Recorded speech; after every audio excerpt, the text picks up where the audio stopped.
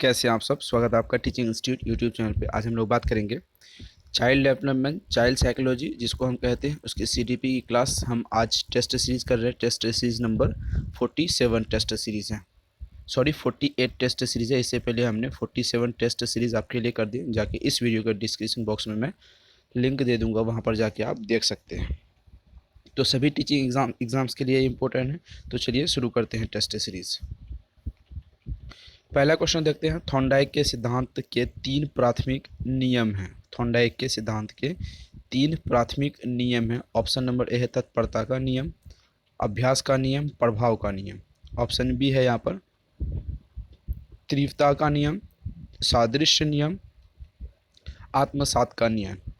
आगे देखेंगे option number C है। ऑप्शन नंबर यहाँ पर सी देखेंगे कार्य का नियम, अनुभव का नियम, परिणाम का नियम। ऑप्शन नंबर डी देखेंगे प्रयोग का नियम, अभ्यास का नियम, अनुप्रयोग का नियम। ये एमएसटेट 10 मार्च 2019 सेकेंड शिफ्ट में क्वेश्चन पूछा गया था। तो आपको यहाँ पर राइट आंसर बताना है कि थॉर्नडाइक ने 3 नियम जो प्राथमिक दिए थे वे कौन से नियम हैं। तो अपना राइट आंसर जल्दी बताइएगा।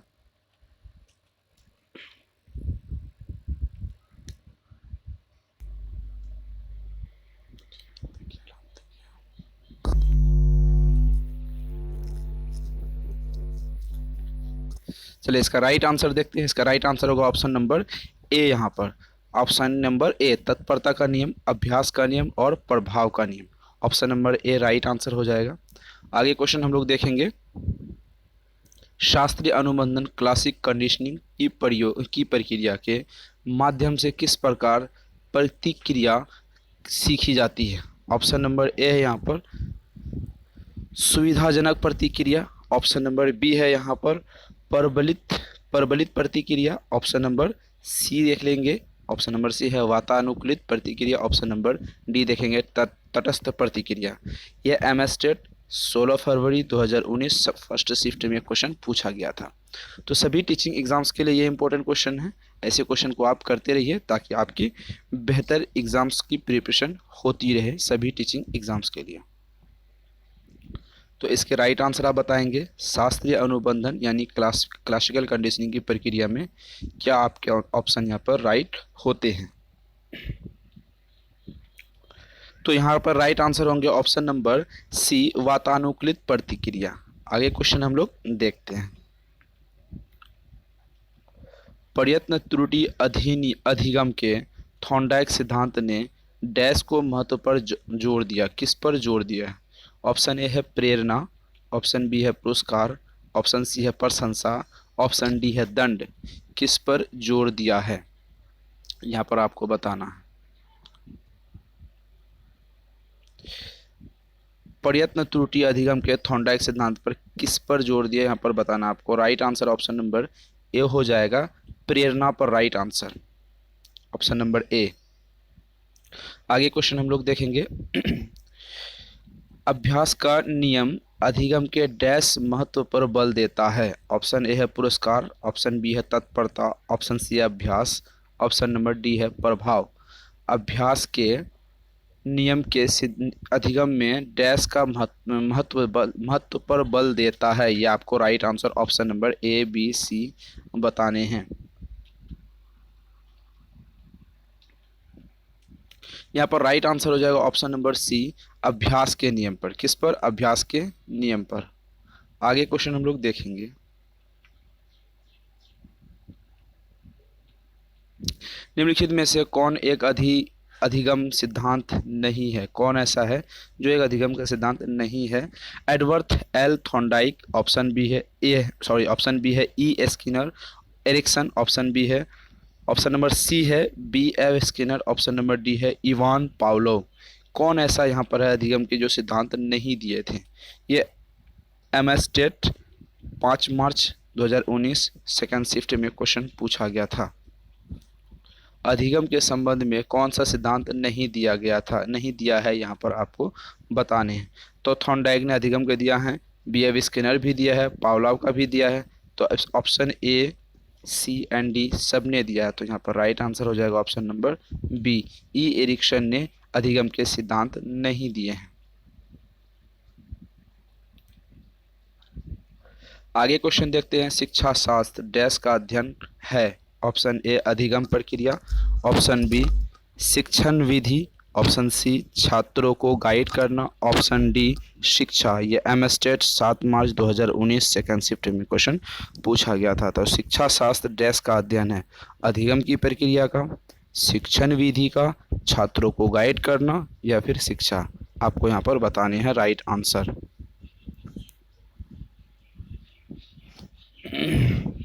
शिक्षा शास्त्र अधिगम की प्रक्रिया यानी सीखने के जो प्रोसेस हैं उस पर अध्ययन करने की कला है। यहाँ पर जो हम साइकोलॉजी सीखते हैं, शिक्षा शास्त्र सीखते हैं, साइकोलॉजी सीखते हैं, वो हमें अधिगम प्रक्रिया सीखने की जो प्रोसेस है उसके बारे में यहाँ पर मदद करती है। आगे बात करते हैं हम लोग। थॉर्नडाइक का वह कौन सा नियम तैयारियों पर जोर देता है। कौन सा थॉर्नडाइक का नियम है जो तैयारियों पर जोर देता है। ऑप्शन ए अभ्यास का नियम, ऑप्शन बी प्रभाव का नियम, ऑप्शन सी बहु प्रतिक्रिया का नियम, ऑप्शन डी तत्परता का नियम। एम स्टेट 6 मार्च 2019 सेकेंड शिफ्ट में क्वेश्चन पूछा गया था। तो आपको यहाँ पर राइट आंसर बताने हैं किस पर तैयारियों पर जोर देता है थॉर्नडाइक का। कौन सा यहाँ पर राइट आंसर होंगे।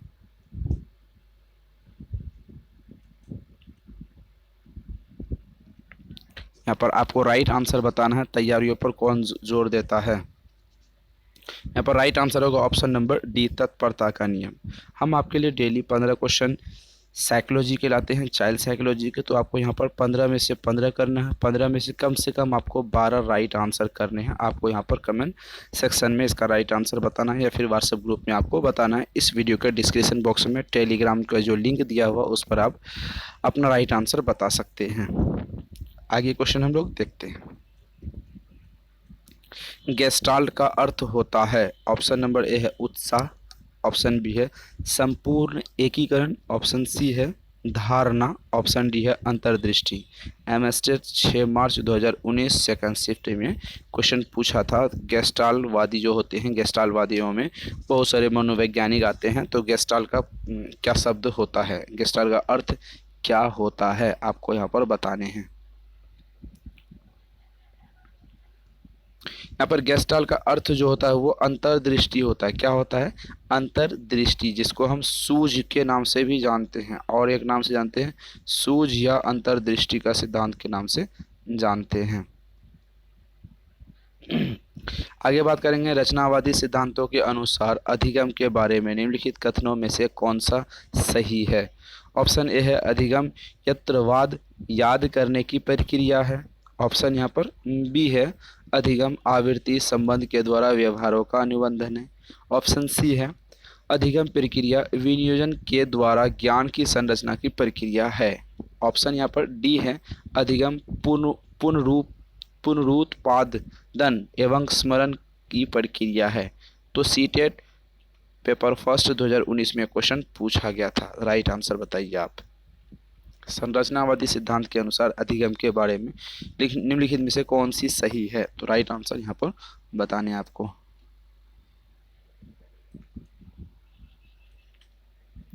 पर राइट आंसर हो जाएंगे ऑप्शन नंबर सी अधिगम से क्रिय विनियोजन के द्वारा ज्ञान की संरचना की प्रक्रिया है। Option number C right answer हो जाएंगे। ऑप्शन नंबर ए अधिगम यत्रवत याद करने की, यहाँ पर याद करने की बातें आ गई तो याद आप नहीं कर सकते किसी भी चीज़ों को। तो आगे बात करेंगे हम लोग अधिगम आवृत्ति संबंधों का व्यवहारों का अनुबंधन। अधिगम व्यवहारों का अनुबंधन बिल्कुल भी नहीं है, ठीक है। तो सी तो राइट आंसर हो जाएंगे आपके। तो डी क्यों नहीं, ये भी देख लेते हैं। अधिगम पुनरुत्पादन स्मरण, स्मरण मतलब होता है याद करना। अधिगम याद नहीं किया जा सकता। अधिगम मतलब होता है सीखना। सीखना हम लर्निंग से सीखते हैं, लर्निंग बाय डूइंग। तो करके सीखने से हमें याद समझ में आती है, तो याद भी नहीं करना। तो ऑप्शन नंबर यहाँ पर आप देख रहे होंगे तो स्मरण करना ये भी गलत हो जाएंगे। तो option number C right answer होंगे। आगे बात करेंगे बच्चों को संकेत देना तथा आवश्यक पड़ने पर सहयोग प्रदान करना निम्नलिखित में से किसका उदाहरण है। ऑप्शन ए है अनुबंधन का, ऑप्शन बी है मॉडलिंग का, ऑप्शन सी है पर ढांचे का, ऑप्शन डी है प्रबलन का। तो राइट आंसर आपको यहाँ पर बताने हैं। बच्चों को अधिगम संकेत देना आवश्यक पड़ने पर सहयोग प्रदान करता है। तो यह राइट आंसर आपको यहाँ पर देने हैं।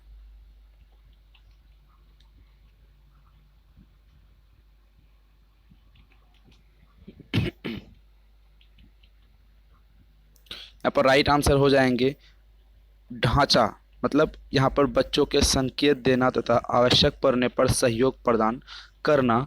ये क्या होता है, एक ढांचा होती है। मॉडलिंग बिल्कुल भी नहीं होती है। प्रबलन क्षमता तो कभी भी नहीं हो सकता, अनुबंधन भी यहाँ पर नहीं होंगे।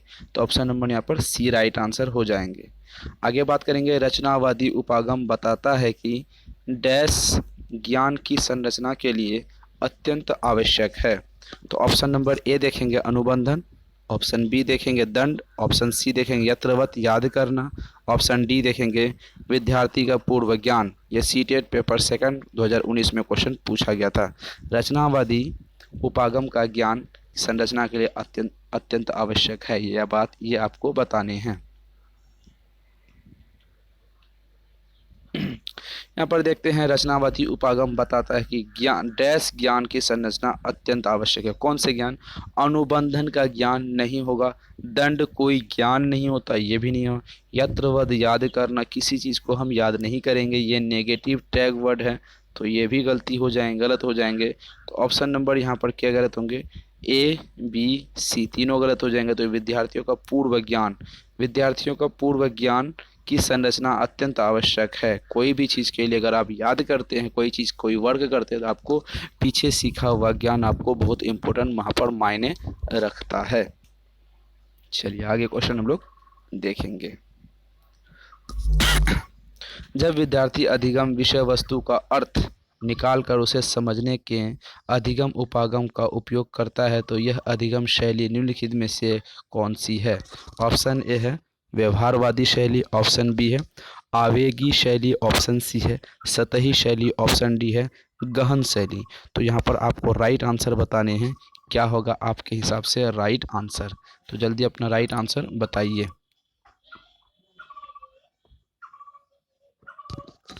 यहाँ पर राइट आंसर हो जाएंगे ऑप्शन नंबर ए व्यवहारिक शैली। जब विद्यार्थी अधिगम विषय वस्तु का अर्थ निकाल कर उसे समझने लगता है, कोई भी विषय वस्तु है उसका जो अर्थ निकाल कर विद्यार्थी जब समझने लगता है, तो अधिगम उपागम का उपयोग करते हैं। तो यह अधिगम शैली व्यवहारिक रूप कहलाता है, व्यवहारिक शैली कहती। आवेगी नहीं होगी, गहन शैली हो सकते थे, पर यहाँ पर सतही शैली तो नहीं होंगे, गहन शैली हो सकते थे, क्योंकि ये उन्होंने अर्थ को समझा है। जब तभी हम अर्थ समझ सकते हैं जब हम गहन अध्ययन करेंगे। तो यहाँ पर व्यवहारिक दिया है, राइट आंसर आपका व्यवहारिक राइट आंसर हो जाएंगे। तो आगे हम लोग बात करेंगे अधिगम की वह अवस्था जिसमें एक से अधिक साथी एक दूसरे को प्रेरित और प्रोत्साहित करते हैं, तो कहलाती है। अधिगम का वह अवस्था है जो एक साथी दूसरे को प्रेरित और प्रोत्साहित करते हैं, मोटिवेट करते हैं। ठीक है, क्यों तुम ये कर सकते हो। तो ऑप्शन नंबर यहाँ पर ए हो जाएंगे दल टीम शिक्षण, ऑप्शन बी अभिक्रमित अनुदेशन, ऑप्शन बी अभिक्रमित अनुदेशन, ऑप्शन सी सहयोगी अधिगम, ऑप्शन डी अन्वेषण अधिगम।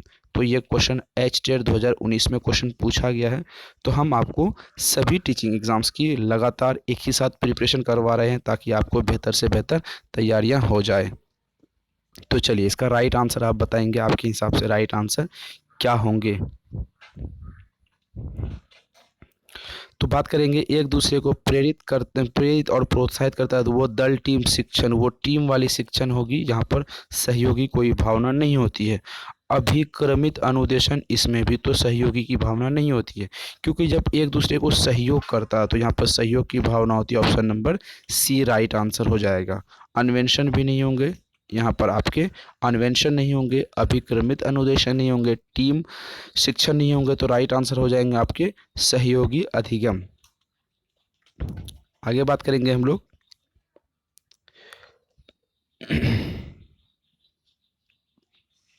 संकेत अधिगम के अंतर्गत सीखा जाता है।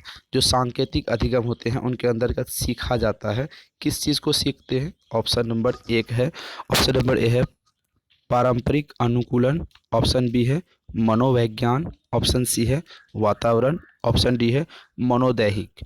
तो सांकेतिक अधिगम होता है वो क्या होता है? रीट पेपर फर्स्ट में क्वेश्चन पूछा गया था। तो 2015 में रीट पेपर फर्स्ट में यह क्वेश्चन पूछा गया था। तो आपको राइट आंसर बताने हैं सांकेतिक अधिगम क्या होते हैं। तो यहाँ पर सांकेतिक अधिगम पारंपरिक अनुकूलन हो सकते हैं। मनोवैज्ञानिक में संकेतों की कोई जगह नहीं होती है, कोई चिन्ह होती है। संकेत मतलब कोई चिन्ह, कोई अवस्था, ऐसी कोई पहचान होती है उनमें। वातावरण में भी नहीं होगा, दैहिक नहीं होगी। तो यहाँ पर राइट आंसर हो जाएंगे पारंपरिक अनुकूलन। ऑप्शन नंबर ए हो जाएंगे पारंपरिक अनुकूलन। आगे क्वेश्चन हम लोग देखेंगे। समस्या के अचानक समाधान की वकालत करने वाले सिद्धांत का नाम है। कोई भी आपके सामने अगर समस्या आती है तो उस समस्या का समाधान करने के लिए एक वकालत मतलब उस पर डिस्कस करना, डिस्कस करने की विधि, डिस्कस करने वाले सिद्धांत को क्या नाम से पुकारते हैं। ऑप्शन ए है सक्रियात्मक अधिगम, ऑप्शन बी है सूझ का सिद्धांत, ऑप्शन सी है प्रत्यक्ष एवं भूल का सिद्धांत, ऑप्शन नंबर डी है अनुबंधन। तो यहाँ पर राइट आंसर आपको बताने हैं, क्या राइट आंसर हो जाएंगे। ये रीट पेपर सेकेंड 2015 में क्वेश्चन पूछा गया था। तो सभी टीचिंग एग्जाम्स की तैयारी करवा रहे हैं। REET, H TET, C TET, B TET, UP TET, super TET, KVS, NVS, DSSB, सभी की यहाँ पर एक साथ आपको प्रिपरेशन हो रही है आपकी। तो यहाँ पर राइट आंसर आप बताएंगे समस्यात्मक अचानक समाधान करने की वकालत करने वाले सिद्धांत का नाम क्या है। तो आप देखेंगे सक्रियात्मक अधिगम, जो एक्टिव होते हैं। यहाँ पर वकालत डिस्कस करने वाली बात कर रही है, यहाँ पर एक्टिव की बात हो रही है, तो ये बिल्कुल नहीं होंगे। सूझ या अंतर्दृष्टि का सिद्धांत, इसको देखते हैं। प्रत्यक्ष एवं भूल का सिद्धांत, वकालत मतलब डिस्कस करेंगे, जब आप उस चीज़ों में समझ और बूझ लेंगे तभी यहाँ पर काम कर सकते हैं। तो प्रत्यक्ष और भूल का भी तो यहाँ पर नहीं होगा। अनुबंधन, तो बिल्कुल यहाँ पर अनुबंधन का ऐसा कोई वजह नहीं होती है। तो ऑप्शन यहाँ पर डी नहीं होंगे, ए नहीं होंगे, सी नहीं होंगे। तो यहाँ पर राइट आंसर हो जाएगा ऑप्शन नंबर बी, क्योंकि सूझ, जब तक वकालत आप किसी चीज़ की डिस्कस तभी कर सकते हैं जब वो अपने आप में सूझ और समझ लेंगे, मतलब अपने आप में पूरी तरीके से ऑब्जर्व कर लेंगे, तभी यहाँ पर राइट आंसर हो जाएंगे ऑप्शन